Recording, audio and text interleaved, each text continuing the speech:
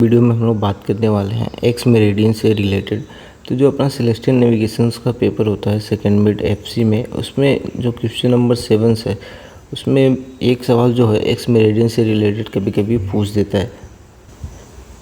अभी जैसा कि हमने लास्ट वाले वीडियो में बात किया था लैटिट्यूड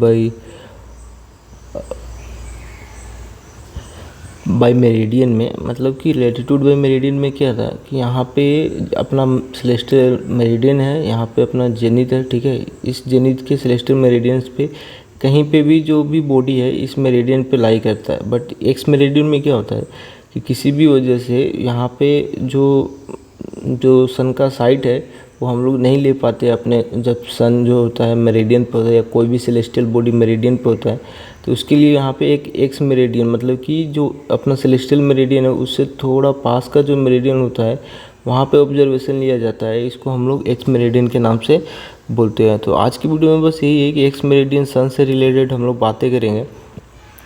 जैसे कि देख सकते हो 2 जनवरी 2025 को ये पूछा भी गया था, सॉरी क्वेश्चन नंबर 8 में क्या कैसे करके आपको दिया रहेगा, ठीक है ना। तो आपको कैसे पता चलेगा कि एक्स मेरिडियन का है, उसमें आपको दिया रहेगा कि जो भी साइट लिया गया है वो नियर द मेरिडियन है।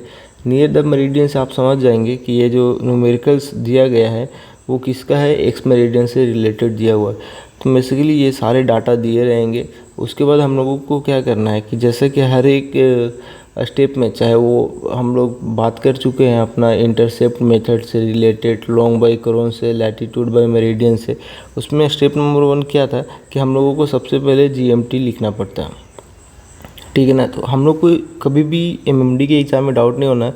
तो जो भी न्यूमेरिकल्स में जो जीएमटी दिया रहता है हम लोगों को बस वही जीएमटी को एज्यूम करना होता है कि वो जो जीएमटी है वो करेक्ट जीएमटी है। यहाँ पे हमने वो लिख दिया है, इसका जो जीएमटी है वो यहाँ पे है। अब आपको अगर जीएमटी मालूम है तो उसके बाद हम जीएमटी से क्या कैलकुलेट कर सकते हैं, हम किसी भी बॉडी का जीएचए और डिक्लेरेशन निकाल सकते हैं नॉटिकल अल्मनक से। तो वैसे ही करके हमने यहाँ पे सन का क्या किया है, जीएमटी से यहाँ पे जीएचए निकाल दिया और डिक्लेरेशन निकाल दिया। लैटिट्यूड तो हम लोगों को पहले से पता था। और न्यूमेरिकल्स में यहाँ पे दिया भी गया है कि जो हम लोग जो ऑब्जर्वर्स है उसका यहाँ पे लॉन्जिट्यूड दिया गया है। तो अगर आप जीएचए पे लॉन्जिट्यूड लगा दोगे तो आपको एलएचए आ जाएगा।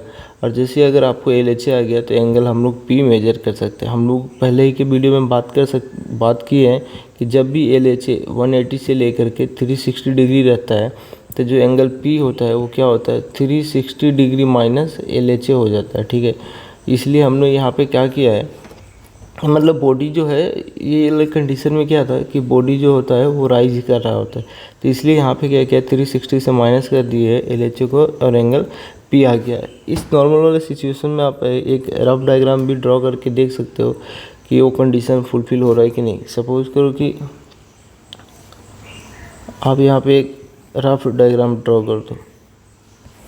ये ऑब्जर्वर्स का जेनिथ यानी लैटिट्यूड है, ये 27 डिग्री नॉर्थ दिया गया है, ठीक है। यहाँ पे देखो लैटिट्यूड है 27 नॉर्थ, तो कहीं ना कहीं इक्विनॉक्शियल कैसे बनेगा, ये ड्रॉ हो जाएगा अपना इक्विनॉक्शियल से जो अपना लैटिट्यूड है 27 डिग्री नॉर्थ पे है। उसके बाद यहाँ पे देखो बॉडी का डिक्लेरेशन दिया है 6 डिग्री साउथ, तो कहीं ना कहीं ये इक्विनॉक्शियल से उससे वो जो सेलेस्टियल बॉडी है वो 6 डिग्री साउथ में था और यहाँ पे इसका एलिवेटेड पोल बन जाएगा, ठीक है। तो क्या बोलता है कि इसका अगर इस सेलेस्टियल बॉडी का हमको एलएचए निकालना है तो वो क्या बोलता है कि वेस्टवर्ड डायरेक्शंस में हम लोग एलएचए मेजर्स करते हैं।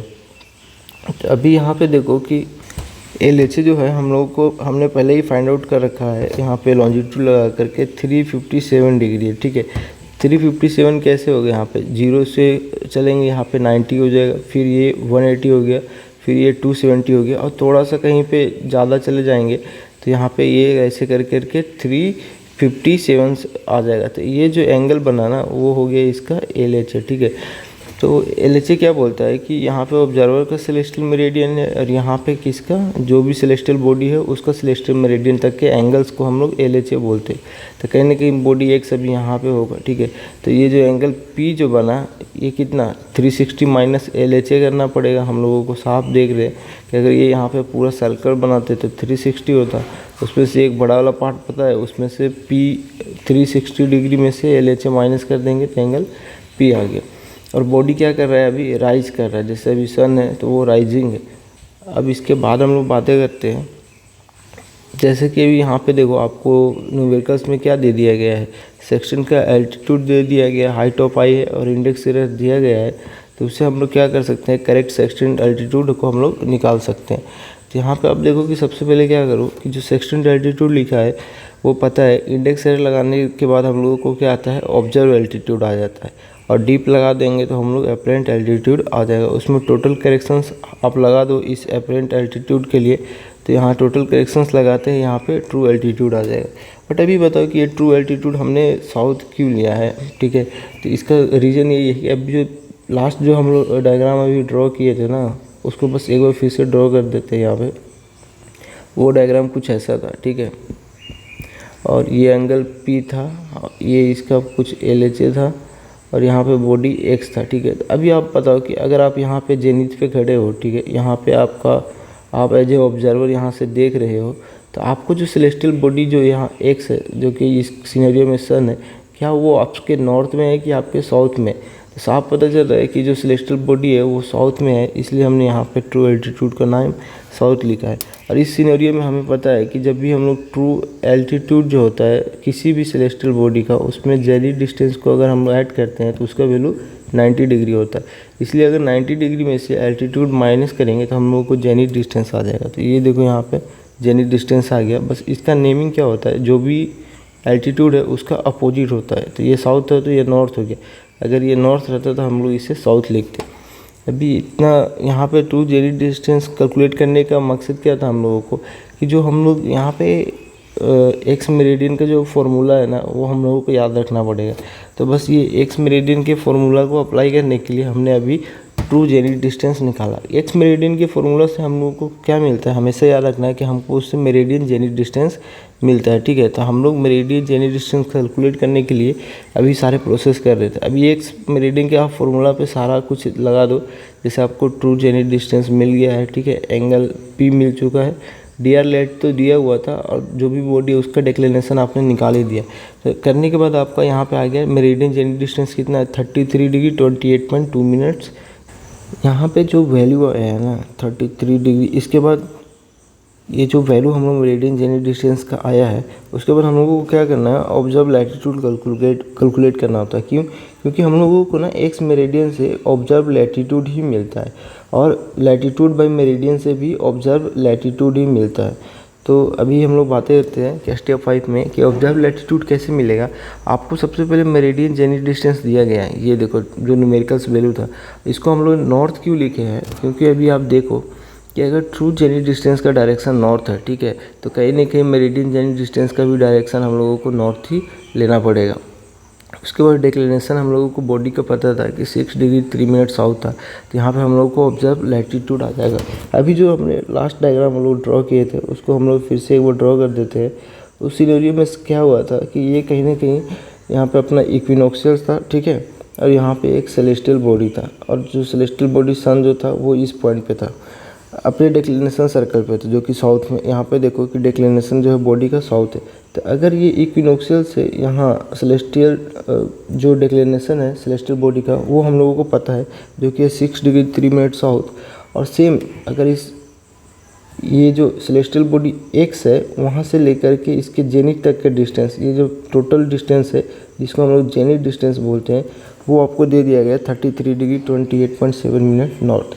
तो अगर आप इस बड़े वाले में से छोटे वाले को घटा दोगे तो कहीं ना कहीं ये वाला पोर्शन आ जाएगा। तो ये क्या है, इक्विनोक्शियल से लेकर के जेनिथ तक का डिस्टेंस, या ये ऑब्जर्वर का जो क्या है, ये लैटिट्यूड हो गया। तो इसलिए यहाँ पे लैटिट्यूड है, तो इस बड़े वाले में से छोटे वाले को माइनस कर दिया, और साफ देख रहे हो आप डायग्राम में कि इक्विनोक्शियल्स के नॉर्थ में ऑब्जर्वर्स है, तो उसका लैटिट्यूड हम लोगों ने यहाँ पे नॉर्थ नेमिंग किया है। अब आपको लैटिट्यूड अगर आ गया तो उसके बाद क्या करोगे कि हमेशा की तरह, चाहे इंटरसेप्ट था, लॉन्ग बाई कोरोन था, लैटिट्यूड बाई मेरिडियन एल्टीट्यूड, उसी की जैसा एक्स मेरिडियन में भी आपको क्या करना है कि ABC फार्मूला लगा करके आपको क्या कैलकुलेट करना है, एजमत कैलकुलेट करना है। जैसे ही आपने एजमत कैलकुलेट कर दिया, तो एजमत से आपको क्या मिलता है, अगर आपको एजमत मालूम है, ठीक है, तो उससे 90 डिग्री प्लस और 90 डिग्री माइनस पे क्या लाई करता है, LOP लाई करता है। अभी आपने इसका LOP कैलकुलेट कर दिया, तो इसके बाद आपको क्या करना है, सिर्फ एक रफ डायग्राम ड्रॉ कर देना है कि सपोज़ करो कि ये आपका क्या था, DR सॉरी अब डी आर की बात ही नहीं होगा, क्योंकि हम लोग को ऑब्जर्वर्स का लैटीट्यूड पता है। तो ये आपको ऑब्जर्वर्स लैटीट्यूड दे दिया गया है और ये यहाँ पे डी आर लॉन्ग था, ठीक है। अभी देखा था हमने कि इसका एजमत जो कितना है 175 डिग्री आया है और उसका एल ओ पी कितना है, हमने एक rough L O P draw कर दिया। तो ये अपना न्यूमेरिकल्स का पार्ट हो गया। अभी हम लोग सारे कुछ कवर कर चुके हैं। हमने इंटरसेप्ट कर लिया, लॉन्ग बाई कोरोन कर लिया, लैटीट्यूड बाई मेरिडियन एल्टीट्यूड कर दिया, अभी एक्स मेरिडियन कर दिए हैं। और ये सारा कुछ सब कंप्लीट करने के बाद ना हम लोग स्टेगर्ड के बारे में बातें करने वाले हैं।